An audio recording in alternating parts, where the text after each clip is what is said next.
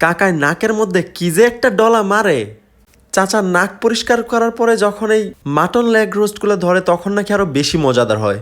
তবে এই সমস্ত মজাদার খাবার আমার পেটে সহ্য হবে না, তাই আমি এগুলো কখনো ট্রাইও করতে যাব না। চকবাজারের এই সমস্ত নামধারী ঐতিহ্যবাহী ইফতারিগুলোর নামে এই সমস্ত বাসি এবং অস্বাস্থ্যকর খাবারগুলাই প্রতিদিন মানুষদেরকে খাওয়ানো হয়।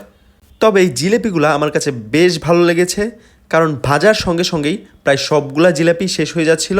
দেখতেও সুন্দর ছিল আর পরিবেশটাও এতটা খারাপ ছিল না। এই জিলেপিগুলো যতটা ভালো ছিল, এই দই বড়াগুলা এর থেকে ডাবল খারাপ ছিল। এই দই বড়া কে আবিষ্কার করেছিল আমি জানি না, তাকে যদি পাইতাম আমি সারাদিন এই দই বড়াই খাওয়াইতাম। এত বাজে একটা খাবার আবিষ্কার করার কোনো মানেই হয় না। পৃথিবীতে আরও নানান ধরনের জিনিস পাওয়া যায় যেগুলো দিয়ে বড়া বানানো যায়, কিন্তু এই দই দিয়ে কেন বড়া বানাইতে হবে আমি এটা বুঝি না।